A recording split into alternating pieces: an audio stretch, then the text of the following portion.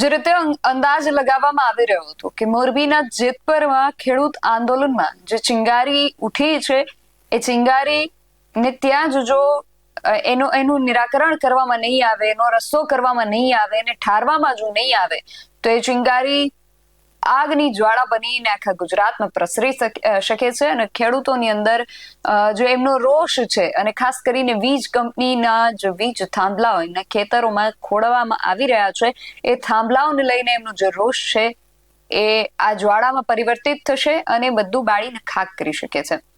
પરંતુ એ પ્રમાણે થયું નહીં. ખેડૂતોની અંદર હજુ પણ રોષ જોવા મળી રહ્યો છે અને હવે કહી શકાય કે મોરબીના જેતપરમાંથી જે ચિંગારી ઉઠી હતી એ હવે જામનગર સુધી પણ પહોંચી ગઈ છે. આપણે થોડા દિવસ અગાઉ જોયું કે જામનગરના વાવડી ગામમાં પણ જે પ્રકારે મોરબીના જેતપરમાં થયું હતું એ જ ઘટનાક્રમ મુજબ વીજ કંપનીના જે કર્મચારીઓ છે એ વાવડી ગામે વીજ પોલ નાખવાની કામગીરી કરવા માટે પહોંચે છે. ગ્રામજનો દ્વારા એનો વિરોધ કરવામાં આવે છે.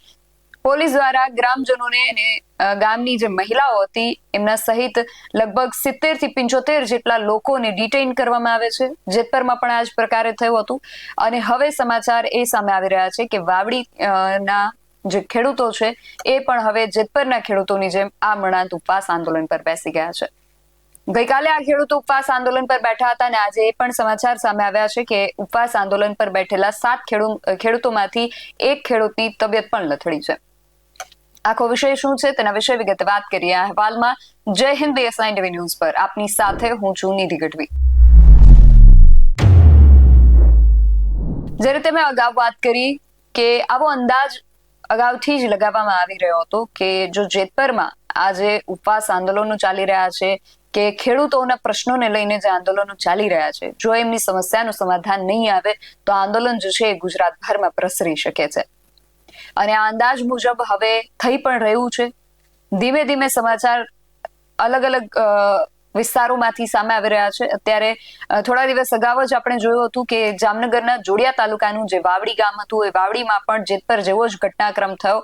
ખેડૂતોને અને ખેડૂત પરિવારની મહિલાઓને ડિટેઇન કરવામાં આવ્યા અને હવે ત્યાંના જે ખેડૂતો છે એ પણ આમણાંત ઉપવાસ આંદોલન પર બેસી ગયા છે. ત્યાં ઉપવાસ છાવણી બનાવવામાં આવી છે અને ગામના સરપંચ સહિત 7 જેટલા જ ખેડૂતો છે ઉપવાસ આંદોલન પર બેસી ગયા છે.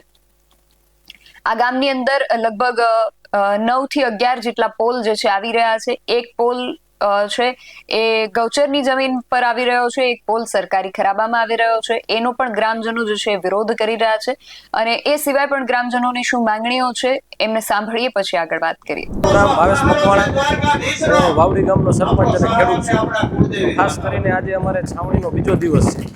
આ છાવણીની અંદર અમે ગામના 6 યુવાનો તેમજ ભાદરા ગામના એક મહેમાન ખેડૂત છે અમારી સાથે ઉપવાસ ઉપર ઉતરેલા છે.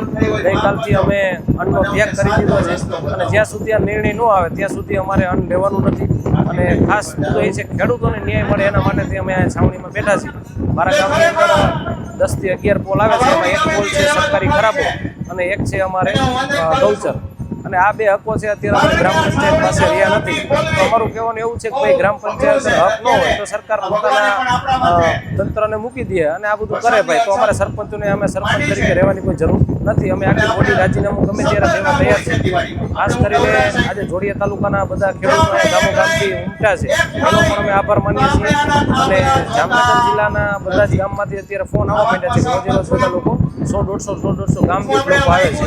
અમારી છાવણી સુધી નથી રહેવા દેતા. સવારથી લઈને સાંજ સુધી કાલે ફૂલ માનો મેળામાં ઉઠતો હતો. તો બધાને દિલથી આભાર માનીએ છીએ. ખેડૂતો જાગો, જ્યાં ખેડૂતોને જરૂર છે ત્યાં વાવડી ગામ પણ સપોર્ટમાં છે અને ખાસ લાગણી આજે આ છાવણી પણ માટે છે કે રામદેવ પીર મહારાજનું અમારું 200 વર્ષનું મંદિર છે.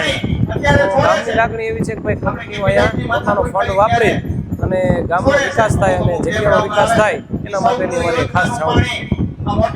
મારું નામ પ્રબલભાઈ નરસિંહભાઈ મૈન, વાવડીનો ખેડૂત. આ જગ્યા રામાપીરની છે. વર્ષો પહેલાં ગઈઢા વખતની આ જમીન અમારી એને સરકાર વિખીચૂથી માગવા માગે છે અને આજ અમારા બેની દીકરીઓને રોડ માથે ઉતારવા આ સરકારે મજબૂત કરી છે. આ મૂંગીબેરી સરકાર સમજતી નથી. આ ખેડૂએ બિહારેલી સરકાર છે તો આ સરકારને એટલું સમજવું જોઈએ કે આ મારી બેની દીકરીઓ આજ રોડ માથે ઉતરીએ રખડતી રજડતી કરી હોય તો આ સરકારે કરી છે. આ સરકાર કોઈનું સાંભળતી નથી. સાંભળે એવું અમે એમને આશ્વાસન આપી છીએ. આ સરકારને વહેલી તકે કહી છીએ કે અમારી છાવણીની મુલાકાત લઈએ, મુલાકાત કરે. 24 કલાક અન્નક્ષેત્ર અમારું ચાલુ છે. આગળના હંધાઈ ખેડૂને અમે આમંત્રિત કર્યા છે. હંધાઈ ખેડૂત સાથ સહકાર આપ્યો છે. ગામોગામથી અમને સાથ મળી રહ્યો છે અને આવશે અને આવતા દિવસમાં ચાલુ રહેશે. જ્યાં લગા અમારો ન્યાય પૂરતો નહીં મળે ત્યાં લગા આ સરકાર અમે લડાઈ અમારી ચાલુ રહેશે. અમારું જામનગર જિલ્લાનું તાલુકો જોડિયા, ગામ વાવડી. મારું નામ મહેશ આહિર છે. હું આ ગામનો વતની છું, ખેડૂત છું. અને મારે કહેવાનું ઈ જ છે કે આજ તો આ મીડિયા અમારી વારે આવી તો એના ખૂબ ખૂબ અભિનંદન. આજ અમારો સામે જોયું પણ સરકાર નથી જોતી. આટલી જો મીડિયા અમારી ખેડૂત પાછળ આવતી હોય તો સરકારને તો થોડુંક સમજવું જોઈએ.